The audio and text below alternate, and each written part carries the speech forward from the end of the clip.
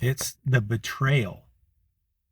It's the series of betrayals, right? Like you would think after 5 years I would have my thoughts completely wrapped around January 6th.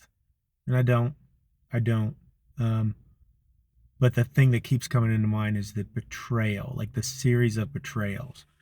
The watching, a president who swore to defend the Constitution, uphold the rule of law, completely shit on that in the biggest way he could, um, to stay in power and to keep himself from going on trial. The betrayal to his followers of the election is rigged, even though every court, including the Supreme Court in the land, said no, it wasn't. And him continuing to lie and betray them to take their money, to take their fucking money. That betrayal, and say it with a straight face like he does with every lie. The betrayal of the people that worked for him, the betrayal of his vice president, and him throwing him to the winds and not giving a shit if he lives or dies, of the guy who worked for him and supported him. The betrayal of that guy who, thank God, did his job on that day. We betrayed him. The betrayal of the United States Senate and Congress and the people who did not vote to impeach him for that. The betrayal to the American people, us who elected them and pay for them to be there, pay their salary, betrayed us and elected not to do anything about it. Mitch McConnell and that crew betrayed us. The media who betrayed us and started to, sweep it under the rug and not put as much attention on it as we were getting closer to 24, and betrayed us in the fact that they wouldn't cover the fucking guy.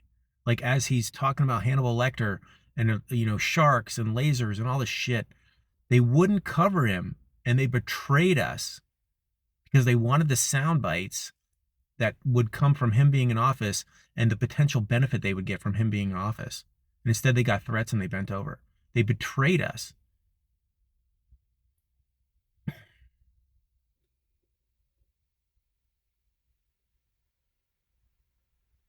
Like the people now, the congressmen and the senators, who Jack Smith testifying that he had, beyond shadow of a doubt, proof that there would be convictions and that he did what we all knew he did, right? And that's after the betrayal of Merrick Garland, who didn't bring the goddamn case to court, and there still hasn't been a fucking reason of why.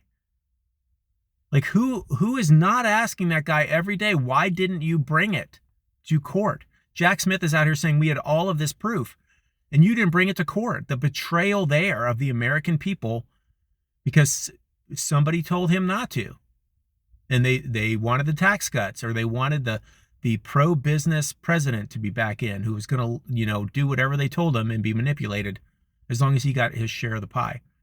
Like, that fucking betrayal. Like, it's betrayal. January 6th is about a series of betrayals. And you can even go before January 6th, with the betrayal of the Republican Party and some establishment Democrats who betrayed what this situation between them and us is supposed to be. They're supposed to be our representatives. And all of the voting, Citizens United, everything else that just voted to prop up companies and to support the elite, greedy, wealthy, rich. That betrayal, right? This fucking betrayal. You might be able to go all the way back to the beginning with betrayals. I'm sure you can. The betrayal of people who are supposed to be elected to protect us and serve us all the way through. And January 6th was a culmination of that. And now we're seeing the after effects of that with continuous betrayal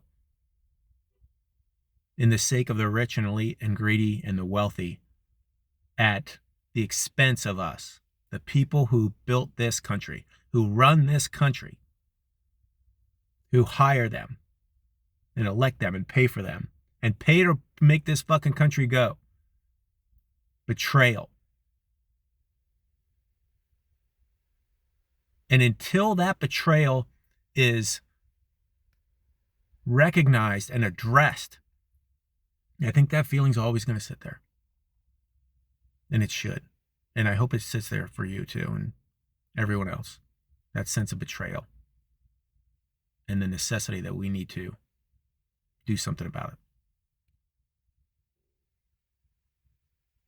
Thanks.